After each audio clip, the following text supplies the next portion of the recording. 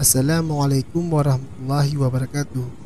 Pada video kali ini, saya akan mengajak teman-teman historis sekalian untuk melihat benda-benda bersejarah yang tersimpan di dalam Museum Aceh.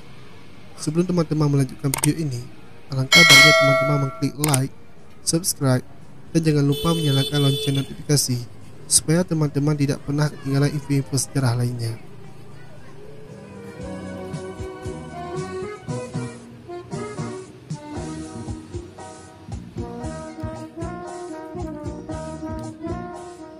Ini adalah lonceng Cakradonya. Mengenai sejarahnya, kita bisa jelaskan di video terpisah lainnya.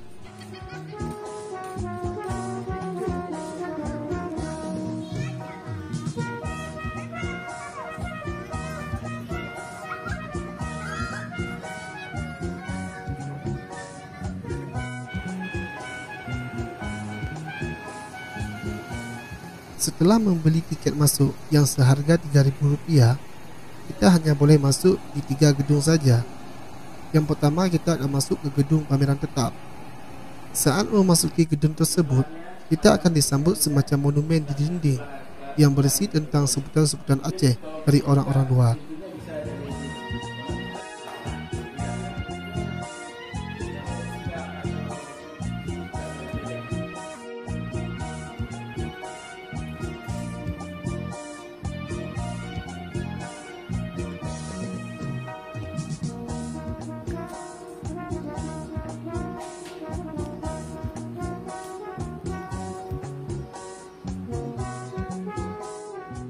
Lantai pertama berisi tentang benda biologika dan geologika.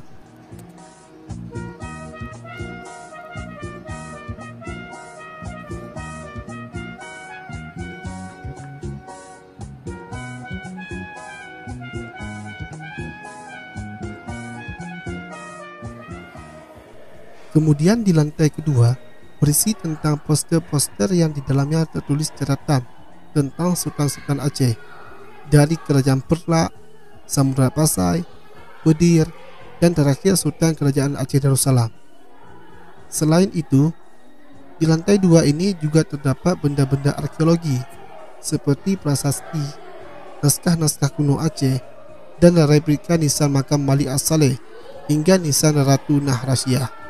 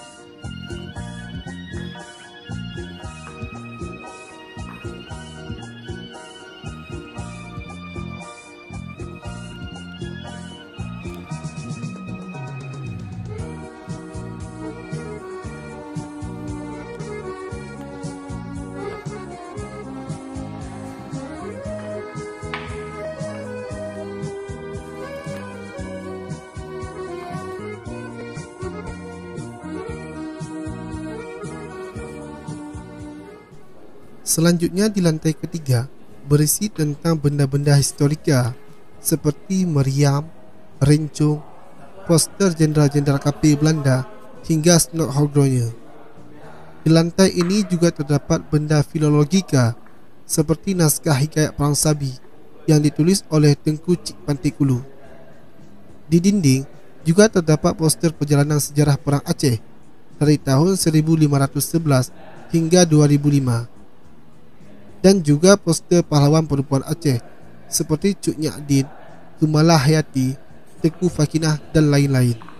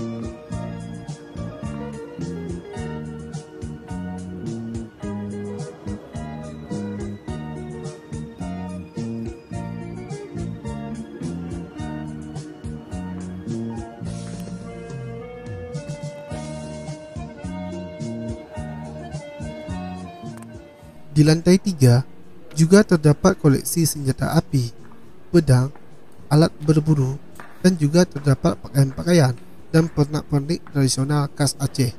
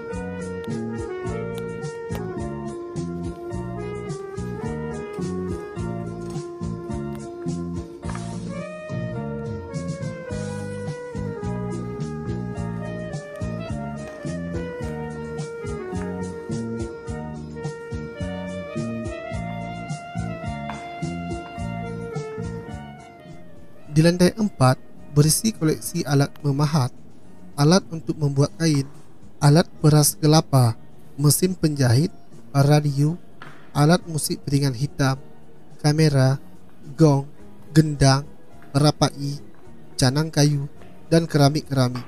Intinya, di lantai 4 ini berisi benda-benda seni rupa, teknologika, dan kriminologika.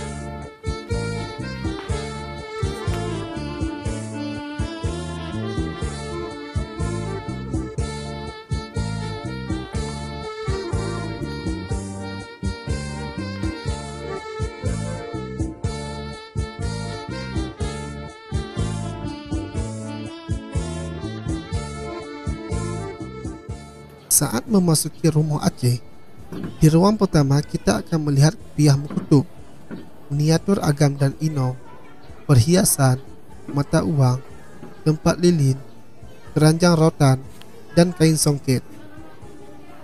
Di ruangan tengah terdapat panyok duk atau lampu duduk, rencung, bentuk kamar khas Aceh, dan juga tempat duduk sanding atau tempat pelaminan. Di ruangan terakhir terdapat koleksi sofa, tungku atau kompor kayu. Di sampingnya terdapat bumbu-bumbu dan rempah-rempah khas Aceh, alat parut kelapa, batu giling, kuci, dan piring keramik.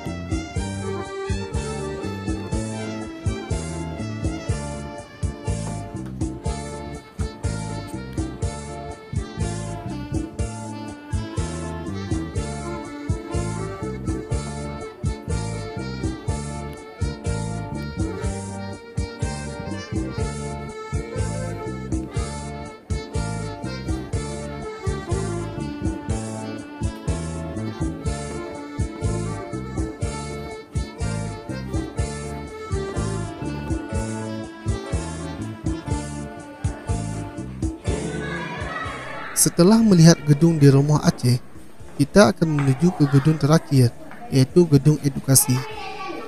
Di dalam gedung ini berisi poster prasasti, nisan beserta replikanya, kain tangkulok bungung kalimah, rencong, dirham Samudra Pasai dan Kerajaan Aceh Darussalam. Kemudian terdapat poster surat emas Sultan Iskandar Muda, keramik, alat bekam, kitab mujarabat dan cawan ubat. Kemudian ada rapai pasir, lukisan Syekh Abdul Rauf, tempat tinta, naskah ilmu falak, naskah kitab Musailah Muqtadi, naskah Tajul Muluk, naskah kumpulan teks syair Hamzah Pansuri, naskah Bustanus Salatin dan kopiah kutub.